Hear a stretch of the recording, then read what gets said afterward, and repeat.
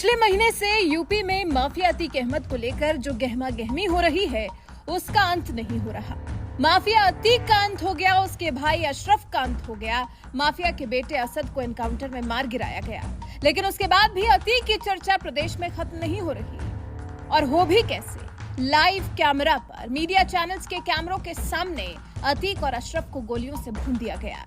कहीं से इस कत्लेआम की फुटेज जुटाने के लिए जद्दोजहद नहीं करनी पड़ी, सब कुछ ऑन कैमरा हुआ है। और उसके बाद से योगी सरकार की कार्यशैली पर सवालों की जैसे बौछार कर दी गई है।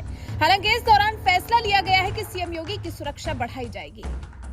अतीक का जितना बड़ा गिरोह था, अतीक जितना बड़ा माफिया था, उस लिहाज से योगी की सुरक्षा को लेकर कोई रिस्क न लेते हुए उनकी सुरक्षा को बढ़ाने का फैसला लिया गया है। सीएम योगी को अभी Z+ सिक्योरिटी मिली हुई है, लेकिन अब सूत्रों की माने तो दावा किया जा रहा है कि योगी के Z+ सिक्योरिटी सुरक्षा घेरे को और सख्त किया जाएगा। सीएम योगी के सुरक्षा घेरे को उत्तर प्रदेश के साथ साथ बाहर भी बढ़ाया जाएगा। सीएम योगी को कर्नाटक में होने वाले विधानसभा चुनाव के लिए बीजेपी की तरफ से स्टार प्रचारक बनाया गया है। इस बीच में यूपी में तेजी से बढ़ते घटनाक्रम के बाद तय किया गया है कि कर्नाटक विधानसभा चुनाव के लिए प्रचार करते वक्त भी ये डबल सिक्योरिटी सीएम योगी के साथ रहेगी। दरअसल सीएम योगी की सुरक्षा बढ़ाया जाना जरूरी इसलिए भी है क्योंकि सीएम योगी आदित्यनाथ पहले से ही कई संगठनों के निशाने पर रहे हैं, और फिर अब जो अतीक, अशरफ और असद वाला कांड हुआ है, उसके बाद से तो योगी से नफरत करने वाले और ज्यादा उत्तेजित हो गए होंगे और ज्यादा गुस्से से भर गए होंगे।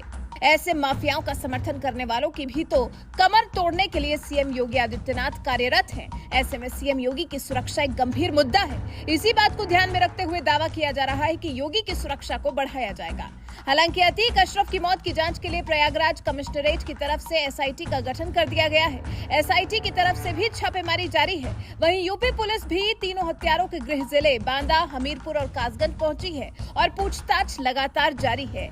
एसआईटी की टीमें लगातार छापेमारी में इन तीनों से जुड़े कुछ साक्ष्य इकट्ठा करने की कोशिश कर रही हैं। पता लगाने की कोशिश कर रही हैं कि आखिर इन तीनों ने अतीक और अशरफ को क्यों मार डाला। जो तर्क इन तीनों की तरफ से दिए जा रहे हैं, लग रहा है जैसे पुलिस को भी इन लड़कों के दिए तर्कों पर भरोसा नहीं है। तभी तो पुलिस अपनी तफ्तीश में कोई कमी नहीं रखना चाह रही। जल्द से जल्द इस मामले की तह तक पहुंचकर जनता के सामने दूध का दूध और पानी का पानी करना चाह रही है। उन लोगों का मुंह बंद कर देना चाह रही है जो योगी पर और योगी की पुलिस पर इस हत्याकांड की साजिश रचने का आरोप लगा रहे हैं। ऐसे ही तत्वों से तो योगी की सुरक्षा की जानी बहुत जरूरी है। अभी यूपी के माहौल के हर पहलू पर सोच विचार कर योगी को यूपी में भी और यूपी के बाहर भी Z+ सिक्योरिटी के अलावा डबल सुरक्षा घेरे में रखने का फैसला लिया गया है।